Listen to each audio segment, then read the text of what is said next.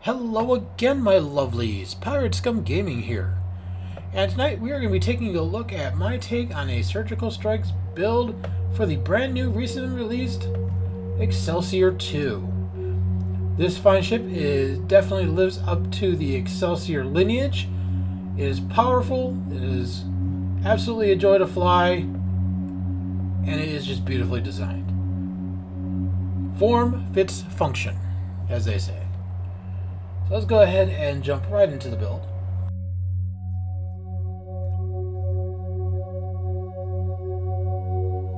As you can see, I have named it the USS Edward Jellicoe, after one of Starfleet's finest captains.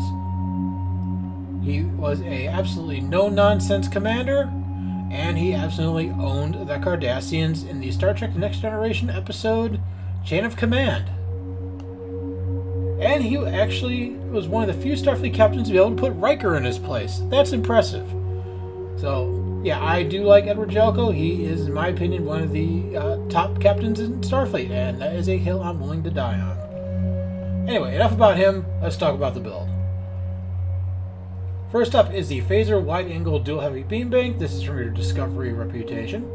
It is a very powerful weapon. It hits very hard. It is part of an excellent three-piece set. And the nice thing about this one is the longer it fires, the more damage it does. So that is definitely why we're using it on my Surgical Strikes build. Next is the Wide Arc Phase Cannons, as seen in Star Trek Enterprise. This is a Lobby Store item, and the reason we're using this is because on hit, if target's near shield phasing is down, plus 10% energy weapon damage for 10 seconds, and plus 25% projectile weapon damage for 10 seconds. And since I'm using the Bozeman console on this build, yeah, this thing does a lot of damage. So that's why we're using it. Next is the Terran Task Force Phaser Beam Array. This is from your Terran reputation. This has the ability, damage dealt increases as target hull decreases, up to 200% damage at 25% hull. This is what we call the execute weapon, because you can definitely one-shot an enemy with this weapon. Next is the Dark Matter Quantum Torpedo. This is also from the Discovery reputation. It is part of the Lorca's Ambition 3-piece. It's a very excellent set. We'll be talking about it here momentarily when I discuss the console.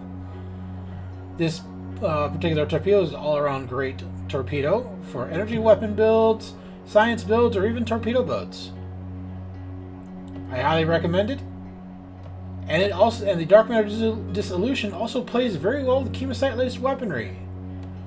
So yeah, this is a very excellent weapon, and that is why I'm using it on my Surgical Strikes build. Space Core, pretty same. Elite Fleet Intervention Protomatter Deflector from your colony holding. This is a relatively inexpensive item, and it isn't just an excellent deflector because of the Cold Crit mod, 15% crit severity based on hull percentage, and 4% crit chance based on hull percentage. Next is your Prevailing Innervated Impulse Engines. This is from your competitive reputation. This is the tactical variant, so this works off of tactical firing modes. Next is the Revolutionary Warp Core. This was an event item from some time ago. This is part of the Imperial Rift set. Now, if you don't have this, it is not the end of the world. You can use your Elite Fleet Spire Warp Core. It is perfectly fine. But since I have this, I am going to use it. And the reason I'm using this is because the 21.3 Starship weapon amplification improves crit hit severity with weapons. That is why I am using it. But like I said, it's not the end of the world. If you don't have this, I know it was recently added to the Mud Store, so if you want to dish out the Zen to get it, yeah, I would recommend it. But if you don't and you are trying to work on a budget, the Elite Fleet Plasma Integrated Warp Core will work just fine. Next is Tilly's Review Pending Modified Shield. This is from your Discovery reputation. The reason that tongue stops working. Pull the string and we'll start again. The reason we're using this is your weapon attacks cause enemy shields to receive 11.5% increased damage for 10 seconds based on shield power. Aft weaponry, I have the lithium enhanced omnidirectional beam array. This comes from the mission Beyond the Nexus. This is a freebie item. It is an excellent phaser weapon if you're running a phaser set. Also, I'm running the turret, which you can also get from that mission. I just wish they allowed you to re-engineer these items. That would be absolutely wonderful, and it would be a huge quality of life improvement for all of us. I am also using the Advanced Inhibiting Phaser Heavy Turret from the Gamma reputation. And the reason we are using this is because this one has a chance to knock enemies' engines offline. 2.5% chance engines offline to foes within 2 kilometers of target for 4 seconds. And last but not least, we have the Omnidirectional Agony Phaser Beam Array. Agony phasers are among the most powerful phasers in the game at the moment, and that is why I am using it. It has a disable proc built into it. Devices, I'm using Energy Amplifier, which is from your Beam R&D. Reactive Armor Catalyst, this is a mission drop from Broken Circle. Once you unlock this, you can make these as much as you want in your engineering R&D. Deuterium Surplus, this is a mission reward, and I've talked about this before in the past. I'm going to go through it real quick. Go into your mission journal, look in available, find the Spectre's Arc, run the first mission. After you do that, run down south of Drozana. There is a system patrol called Alhena. Go in there, you clean up some invading Cardassians, collect your reward, and then you can make as many of these as you want available in your engineering R&D. Kobayashi Maru Transponder, this was an event reward from some time ago, a chance for some random buffs. And last but not least, we have the Red Matter Capacitor. This is available to you in the Phoenix Prize Store. Both power levels. Okay, remember that 3-piece I talked about a few minutes ago? Here's the console from that piece. The Lorca's Custom Fire Controls, also known as the Lorcator. Some crit chance, some weapon power setting, and a nice chunk of shield pen. So let's go ahead and look at that 3-piece.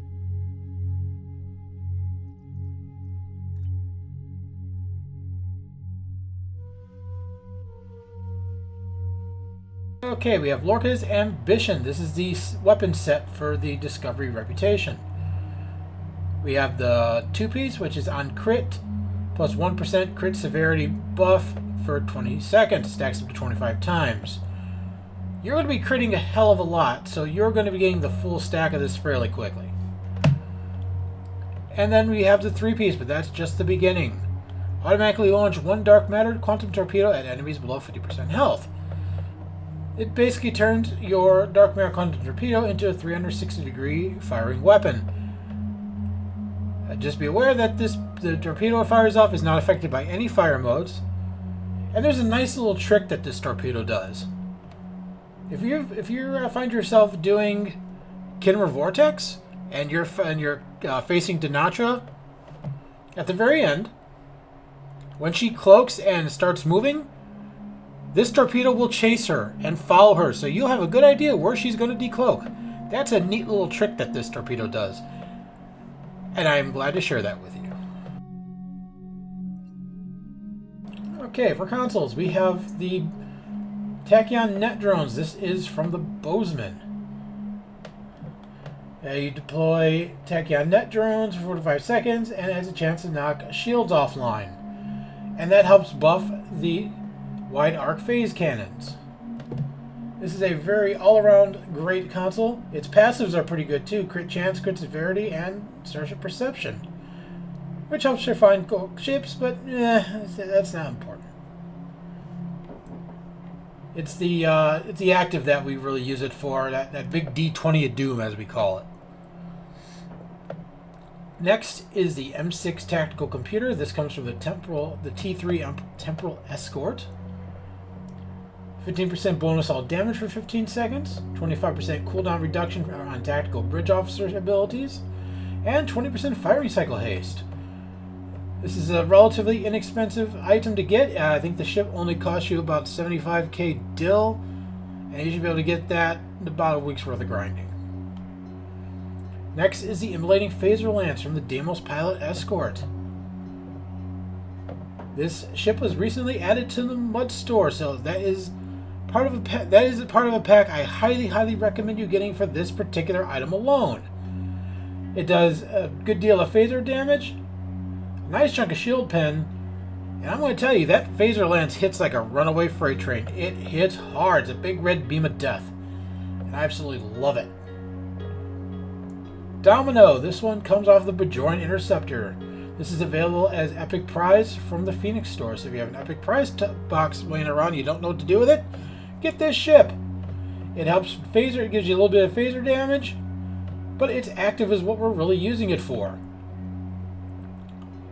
25% firing cycle haste for energy weapons. 25% bonus all damage. 25% bonus recharge speed for bridge officer abilities. 100% recharge speed for torpedo weapons. Yeah, this is a fantastic console, and I highly recommend you getting the Bajoran Interceptor if you are able to get an Epic Prize token. Next up is the console from the ship. Pardon me there. This is the Experimental Power Redirection. Now, for my Surgical Strikes build, I am only using this for the passives, and I'm not actually using the active. Be watching for not only a beam overload build vid and a tanking build vid, which I am probably going to be using this console's active for. Passives is 19.9% increased energy damage and 13.3 Starship weapon amplification improves critical hit severity with weapons. Well, I think, yeah, that is very good stats for this particular console. But like I said, I'm just using it for the passives on my Surgical Strikes build. I'm not using the active. The active I will be using on the beam overload and tank builds I am planning for this ship. Next is the Bioneural Fusion Circuits. This is one of the oldest consoles in the Logi store. Gives you a nice chunk, gives some buffs your hull capacity, which that feeds into something else here shortly. Some control expertise and a nice chunk of crit severity. Next, I have the Assimilated module. This is from the Omega Reputation. This is also an older console. Some nice crit chance, some crit severity, weapon power setting, add some damage control, improves passive hull regeneration, and a little bit of control expertise to help our control abilities. And for tactical consoles, we are using 4 of the vulnerability exploiters available to you at your fleet spire. Alright, let's go ahead and look at my skills and specializations. Skill tree has not changed. I'm still using the one Augie set up some time ago. However, I probably am going to be changing this in the next few weeks and giving it a fresh coat of paint and an update. So be watching for that. Specializations. Same thing I always use. Intel Officer for the flanking bonuses. And Temporal Operative for the Entropic Rider and cooldowns. Starship traits. I am so happy they finally fixed this. I was over the moon when I logged in one day and noticed that it no longer overlaps things. Thank you, devs. Thank you.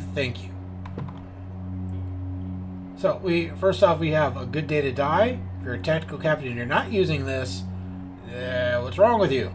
Seriously, go get this. This turns your go down fighting into reusable buff. And I don't care that Tovar won a ship.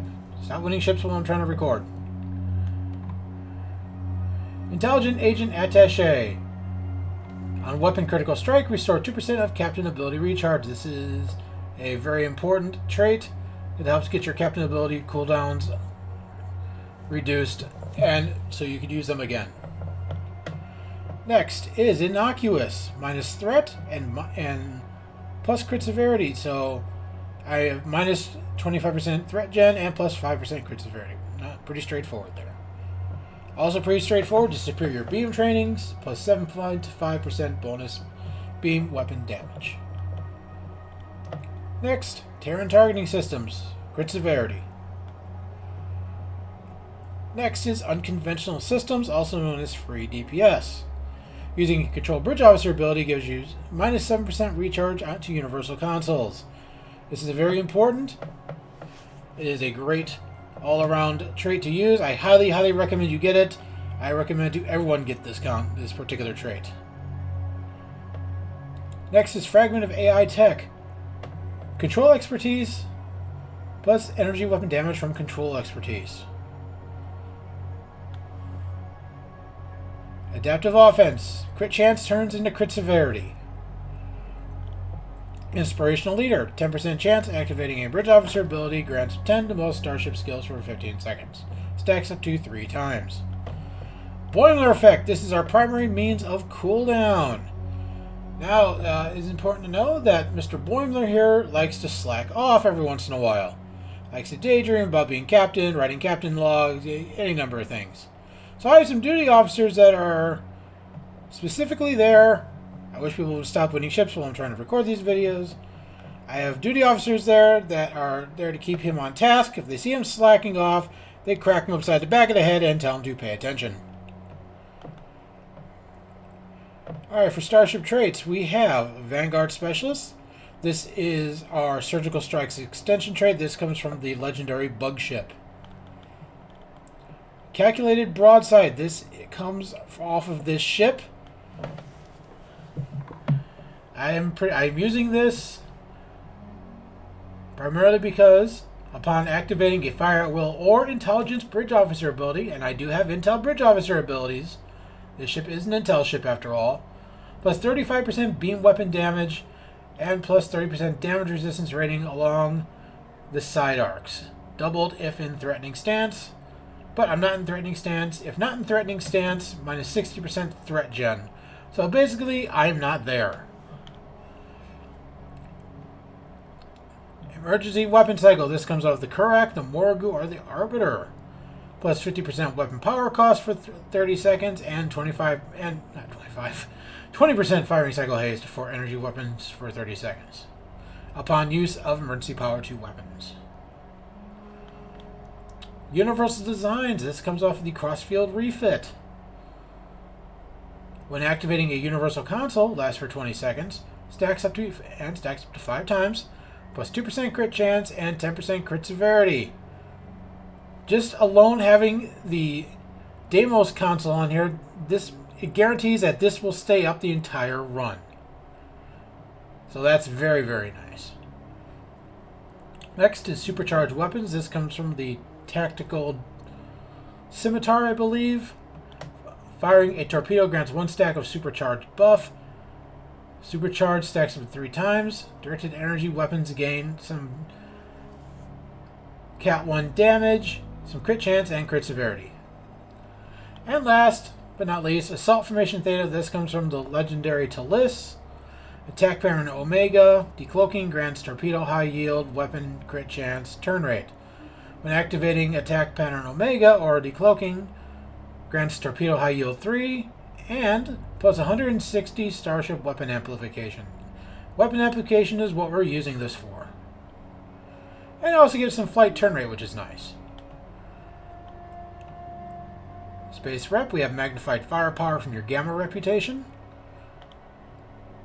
Advanced targeting systems from your Dyson Rep. Controlled countermeasures from the Temporal Rep. Tyler's Duality, we need to talk about this one. This comes from the Discovery reputation. Crit chance based on hull capacity. So the more hull capacity you have, the better your crit chance is going to be. Standing right now, I have 5.3%. And if I pop one of my Ablative Geminites, that number is going to go up a nice amount. So, yeah, if you can get your hands on some Ablative Geminite, that will help buff this number. And last but not least, we have Precision from the new Romulus reputation. Flat 5% crit hit chance. Let's go ahead and look at Bridge Officer stations.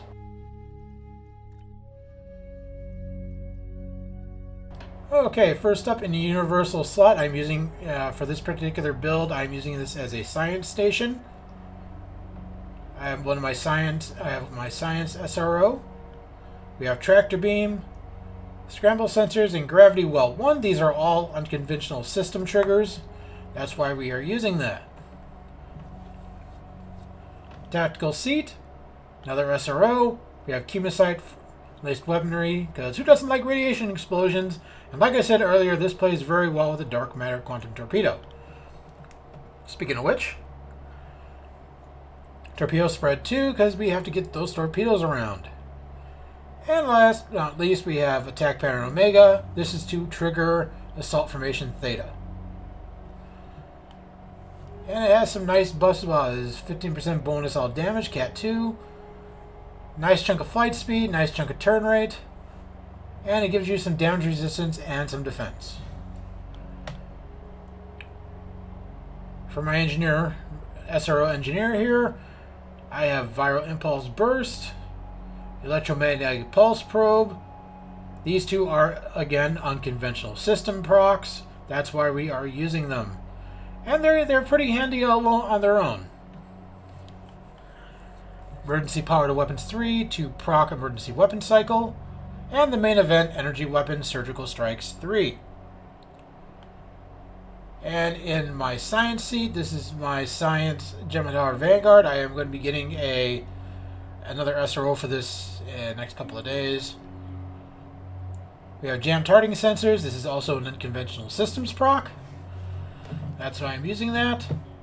And since this is a Miracle Worker ability, why not use some Miracle Worker abilities to buff our damage? We have Mixed Armament Synergy, as well as Narrow Sensor Bands. These are two of the best Miracle Worker abilities available. So why not use them? Alright, so let's go ahead and review my duty officers.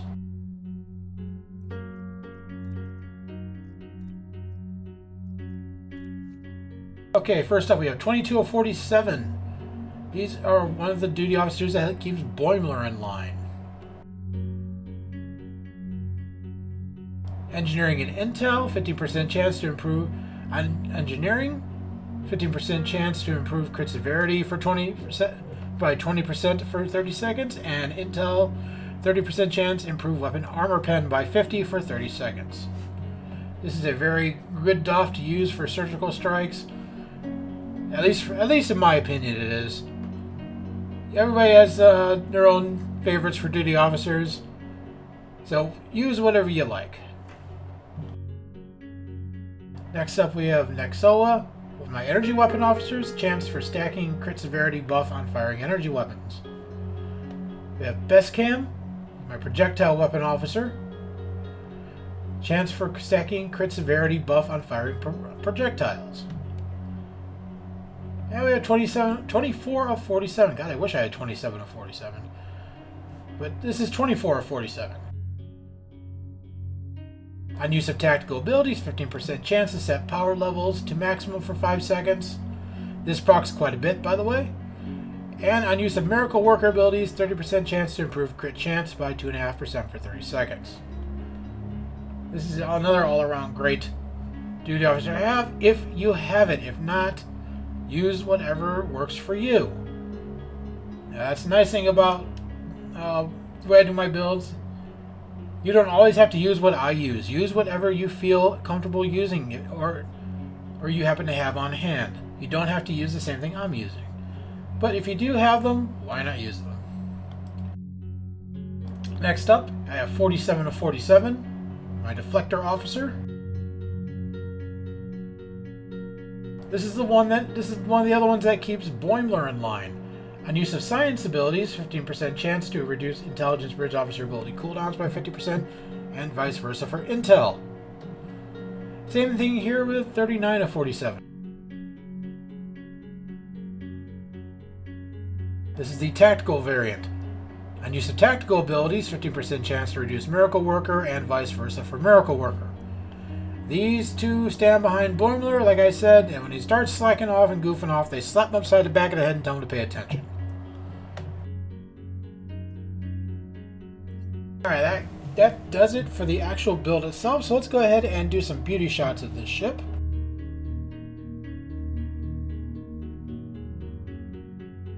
That is one chonky neck.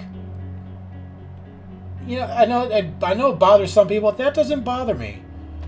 I like a big chunky neck because that means it, if it gets hit there, there's a good chance that it's not going to knock the saucer off.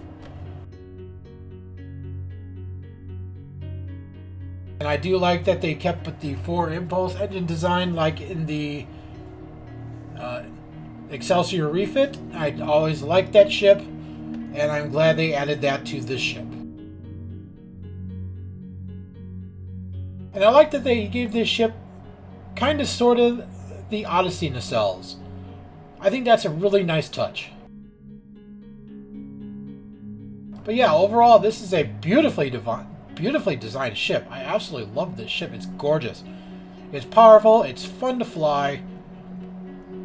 And I'm just glad I was able to grab a copy of this.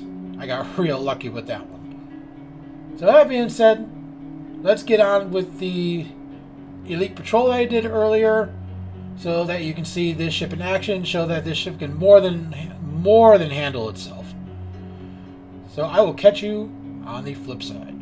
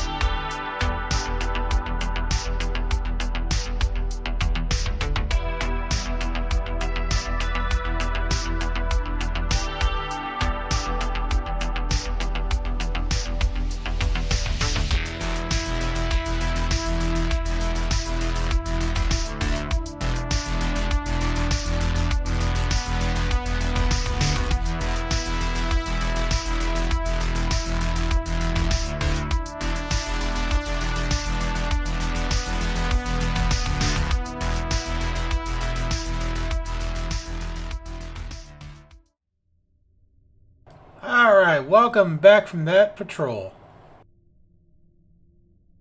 As you can see, this ship can more than handle itself in an advanced patrol.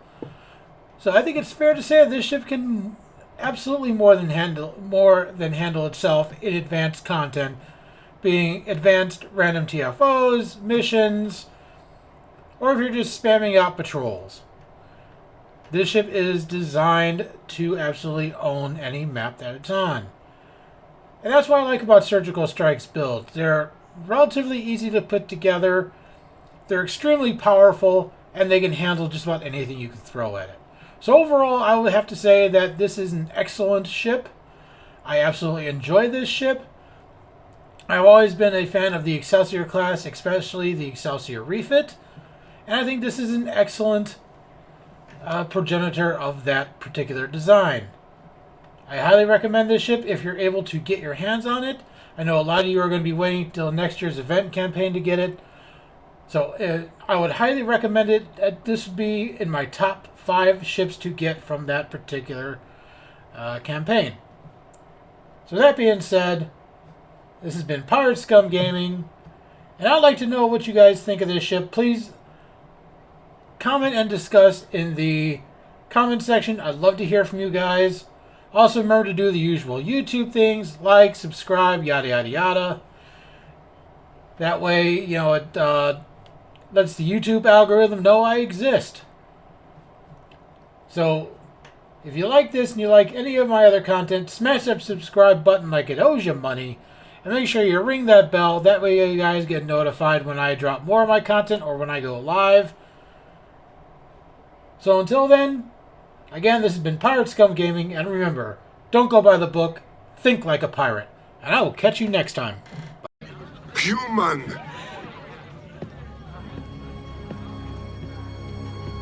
Play, Damjat! Human!